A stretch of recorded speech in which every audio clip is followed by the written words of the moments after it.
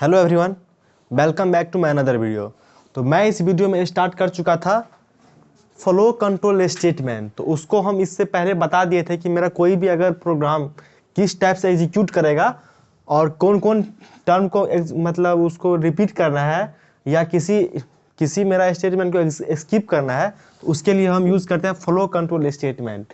जिसमें मेरा पहला था सिलेक्शन स्टेटमेंट, जिसमें भी पहला है मेरा इफ स्टेटमेंट।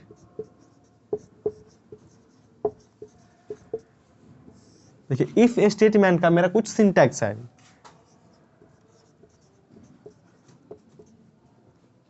यहां पर देखो, इफ के अंदर में कंडीशन या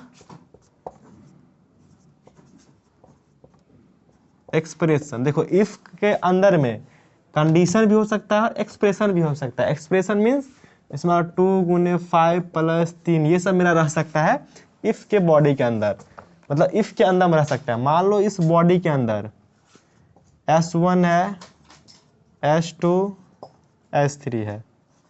देखो जब ये मेरा कंडीशन इफ में जो भी है ट्रू या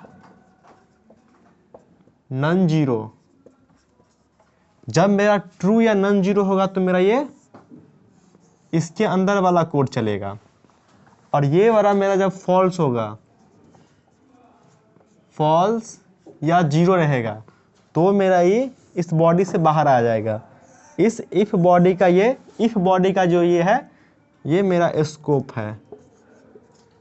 अगर मान लो इफ के अंदर में जो भी कंडीशन या एक्सप्रेशन रहेगा, अगर ट्रू या नॉन जीरो रहेगा तो मेरा वो इसके बॉडी के जो अंदर में रहेगा वो मेरा एग्जीक्यूट करेगा। अदरवाइज अगर ये मेरा अगर फॉल्स आता है इफ के बॉडी के, मतलब इफ के इस वाला के अंदर में आता है, अगर फॉल्स या जीरो आता है तो ये मेरा इस बॉडी के बाहर चला जाएगा। और देखिए एक ये भी है, इफ बॉडी के अंदर में कंडीशन या एक्सप्रेशन कुछ भी रह सकता है। और मान लीजिए हम यहाँ पे S1 चलाए, S2 चलाए, तो इसमें आपको ऑब्जर्व करना है कि यहाँ पे क्या चलेगा। मान लो कि इफ के बॉडी का जो भी है स्टेटमेंट वो मेरा ट्रू या नॉन जीरो है, नॉन जीरो है। तो देखो जब भी मेरा अगर यहाँ पे बॉडी नहीं दिया रहेगा तो मेरा ये जो ट्रू होगा तो बस ये फर्स्ट सेमी कॉलन तक ही चलेगा। देखिए S1 इफ के बाद जो मेरा S1 है, फर्स्ट कॉलन यहाँ पे है, तो इतना ही तक चलेगा। मान लो ये वाला कंडीशन मेरा ट्रू होता है तो यहाँ तक ही चलेगा। देखो यहाँ पे हम लिख देते हैं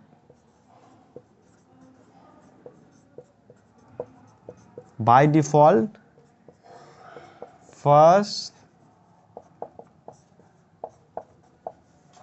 फर्स्ट सेमी कॉलन तक ही चलेगा। मान लो ये फॉल्स होगा तो भी इसके बाहर चलेगा, और मान लो ये ट्रू है तो भी ये चलेगा, इसके बाद ये चलेगा। मान लो अगर यहाँ पे बॉडी नहीं दिया है तो जहाँ तक फर्स्ट सेमी कॉलन है वहाँ तक मेरा चलेगा। तो देखिए इसका एक दो एग्जांपल ले लेते हैं।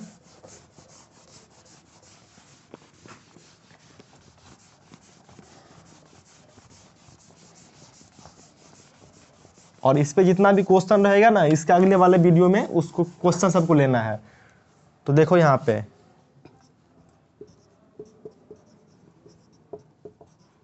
इंट मेन था S1 S2 S3 S4। मान लो इतना स्टेटमेंट है। अगर मान लो यहाँ पे इफ स्टेटमेंट कहीं पे नहीं लगाए हैं तो ये बाय डिफॉल्ट मेरा इसी सीक्वेंस में चलेगा,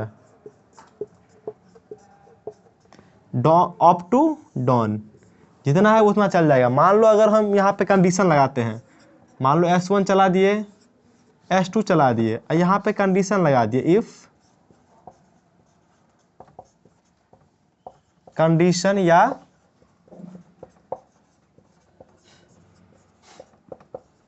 या एक्सप्रेशन, और इसके बॉडी के अंदर में दिए S3 S4 और इसके बॉडी के बाहर दिए S5। तो यहाँ पे देखो कैसे मेरा ये एग्जीक्यूट करेगा। देखो पहले S1 चलेगा, फिर S2 चलेगा। देखिए इसका हम पहला लिखते हैं S1 चला, उसके बाद S2 चला। अब देखो ये वाला जो कंडीशन है ये मेरा ट्रू या नॉन जीरो होगा, तो मेरा इसके बॉडी के अंदर जितना भी कोड रहेगा वो चलेगा। तो मान लेते हैं कि ये ट्रू है इस कंडीशन, तो क्या चलेगा, उसके बाद S2 के बाद S3, S3 के बाद S4, और यहाँ के चलने के बाद ये बॉडी खत्म हो गया तो यहाँ के बाद यहाँ पे चलेगा, उसके बाद क्या चलेगा, S5 चलेगा।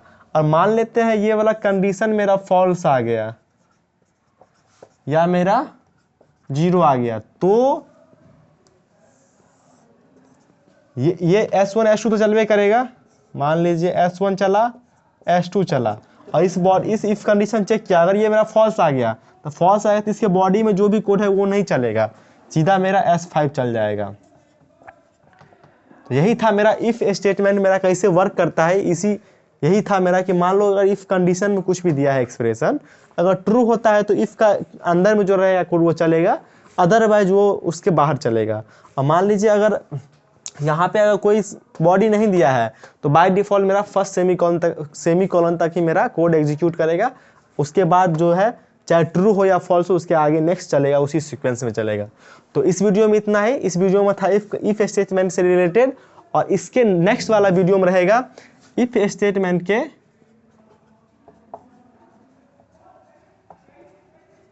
क्वेश्चन। अच्छा क्वेश्चन जो भी होगा उसको हम लेकर आएंगे। तो इस वीडियो में इतना ही, मिलते हैं नेक्स्ट वीडियो में। Thank you.